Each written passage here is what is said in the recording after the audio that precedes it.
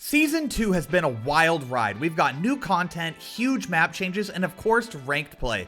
But for this video, we're not going to be looking into the stuff right in front of our faces. We're going to be taking a deeper look at some of the things that may be known to some, but have mostly flown under the radar. So today, we've got the top 20 secrets of Season 2 in Apex Legends.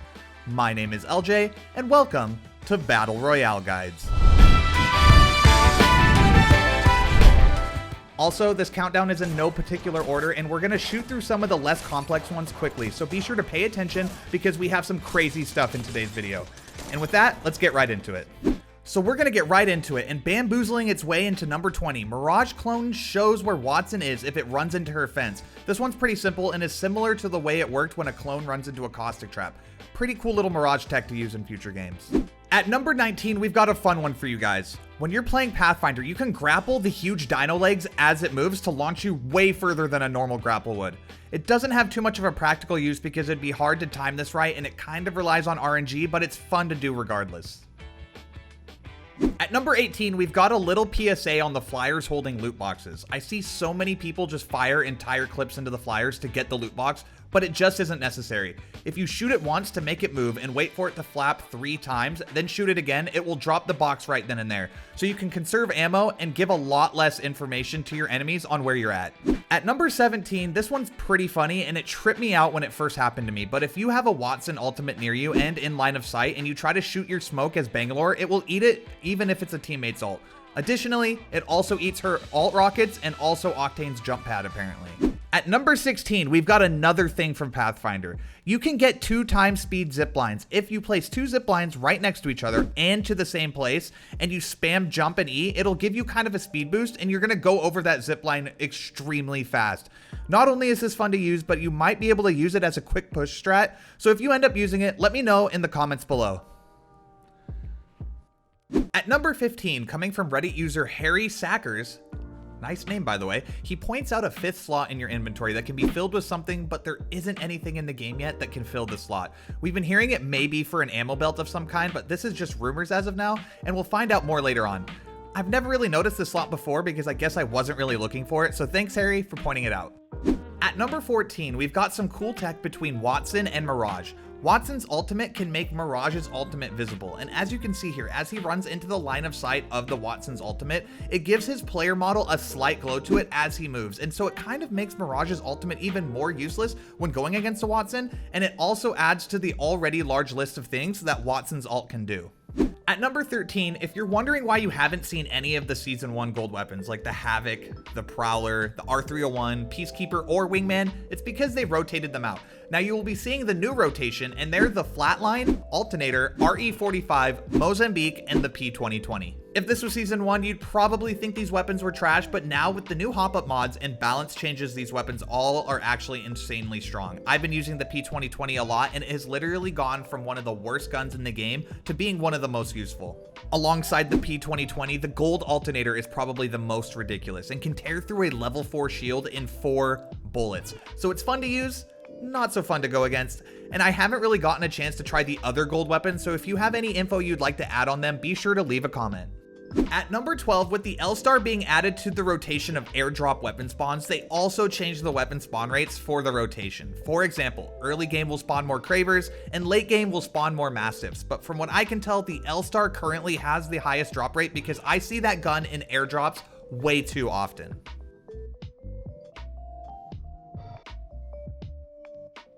At number 11, Season 2 has a new ring damage, and it's much less forgiving each round, and this doesn't only apply to ranked, but it will apply to normal queues as well. Ring damage is now the following. Round 1, 2% damage per tick. At round 2, 5% damage per tick.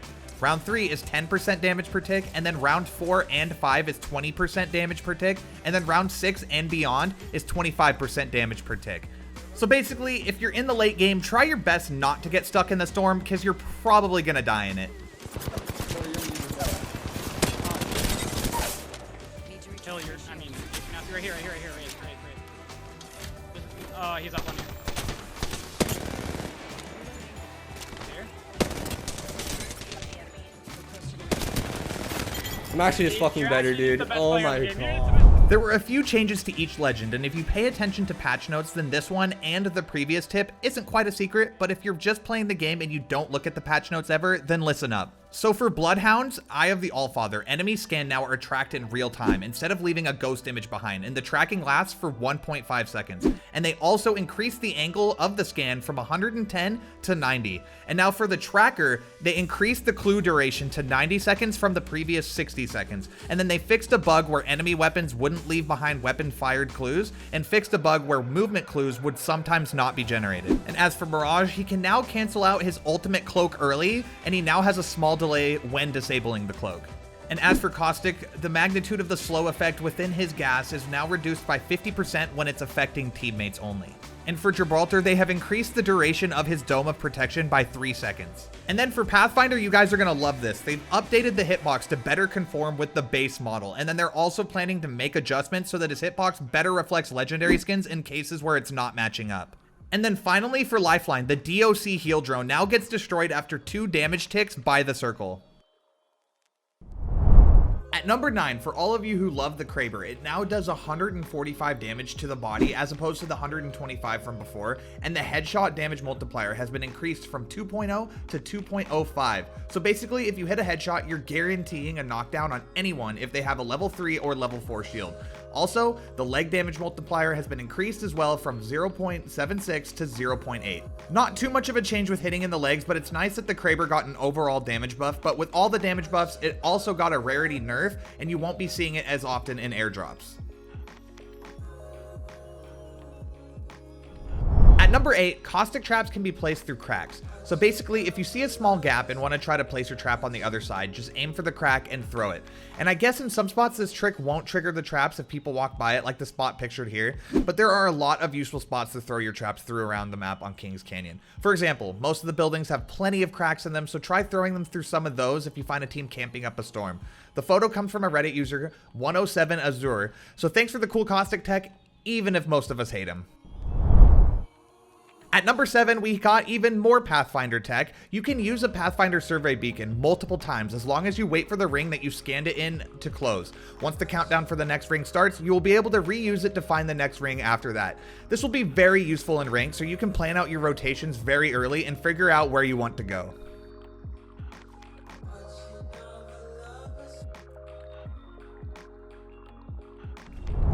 Charging up into number 6, or not charging? I don't know where I was trying to go with that, but we have a cool Havoc trick. You can skip the charge up time on the Havoc without using the turbocharger if you treat it like a single fire weapon for the first 6 shots by tapping mouse 1 or your trigger if you're on console, and then holding it down after that. This is pretty cool and a very useful way to eliminate the gap between charging and shooting. Definitely something I'll be using until it's patched, and I say this because it's very clearly a bug and will probably be patched in a later update. Creeping into number 5, and I say creeping because it's creepy, and there's no way around that. There's a weird image hidden in Apex Legends main menu, and I don't really know how to replicate this and make it show up, so I'm just going to show you the clip and the image. It's some Illuminati stuff if you ask me. And at number 4, in early game when the dino moves its legs and no one's got it yet, there's loot underneath the feet, and it's usually high tier, gold guns or high tier armor. But if you do go for this loot, try not to get crushed. And at number 3, Mirage has another shortcoming with one of his abilities. And I know, this always seems to happen to him, but when he gets down and his passive activates while he's invisible, if he's inside a Gibraltar shield, you can clearly see his outline. It makes it for an easy thirst, and then you can loot safely inside the shield.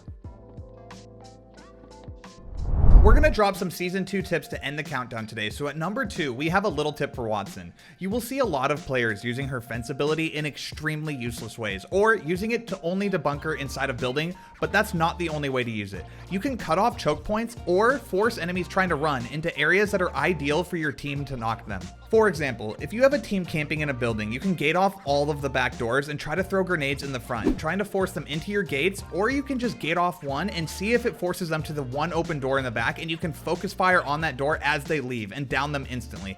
I just feel like Wattson's abilities can be used for so much more than what most people are using it for, so if you're playing with a full squad and can coordinate something like that, it could make for some really fun plays. What's up?